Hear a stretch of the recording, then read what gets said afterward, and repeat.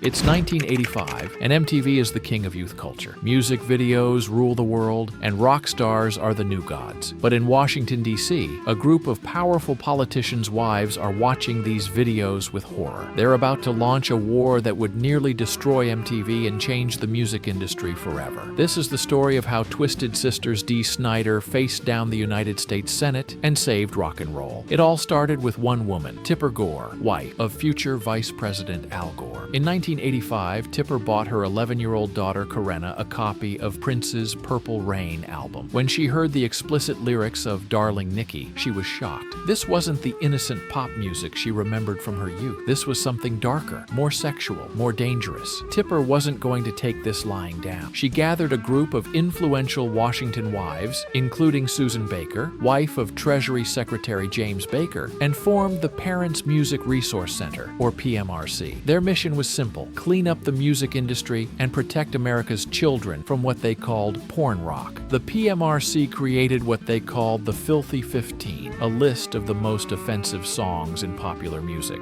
The list included Prince's Darling Nikki, Madonna's Dress You Up, and yes, Twisted Sister's We're Not Gonna Take It. These weren't just random complaints from concerned parents. These were the wives of some of the most powerful men in America, and they had the political muscle to back up their demands. The PMRC wanted warning labels on albums, age restrictions on concerts, and most dangerously for MTV, they wanted music videos to be rated like movies. If they got their way, MTV would have to choose between censoring their content or facing government regulation. For a network built on rebellion and youth culture, this was a death sentence. The music industry was terrified. Record executives, who had spent decades fighting censorship, suddenly found themselves facing the most organized attack on free speech in music history. Some artists caved immediately, agreeing to tone down their lyrics and videos, but not everyone was willing to surrender. Enter Dee Snider, the wild-haired frontman of Twisted Sister. When Snider received a letter inviting him to testify before the Senate Commerce Committee, most people expected him to decline or send a lawyer. Instead, Snider did something that shocked everyone. He said yes. He would face the Senate alone, with no lawyers, no prepared statements, just his wit and his conviction. September 19, 1985. The Senate hearing room was packed with cameras, reporters, and curious senators. On one side sat the PMRC, led by Tipper Gore and Susan Baker, confident they were about to score a major victory. On the other side sat three musicians: Dee Snider, Frank Zappa, and John Denver. Yes, John Denver, the wholesome country singer, was there to defend artistic freedom. When it was Snider's turn to speak, the senators expected to see a typical heavy metal burnout. Instead, they met an articulate, intelligent man who had done his homework. Snider calmly explained that "We're Not Gonna Take It" wasn't about rebellion against authority, but about standing up to bullies. He pointed out that the PMRC had completely misunderstood his lyrics, proving they hadn't actually listened to the songs they were trying to ban. But the real fireworks came during the question and answer session. Senator Al Gore, Tipper's husband, tried to trap Snider with questions about his appearance and his music's influence on children. Snider turned the tables, pointing out that the real problem wasn't rock music, but parents who didn't take responsibility for monitoring what their children consumed. The hearing was a disaster for the PMRC. Instead of the easy victory they expected, they faced articulate opposition that made them look like censorious bullies. Snider's performance was so effective that it shifted public opinion against the PMRC and their goals. Today, as we debate content moderation on social media and streaming platforms, the lessons of 1985 remain relevant. The PMRC thought they could use political pressure to control artistic expression, but they underestimated the power of free speech and the intelligence of the artists they were trying to silence. What do you think? Did the PMRC have a point about protecting children? Or were they trying to impose their values on everyone else? Let us know in the comments below. Thanks for watching the 70s and 80s Vault. Don't forget to like, subscribe, and hit that notification bell for more deep dives into the greatest decades of pop culture. See you next time.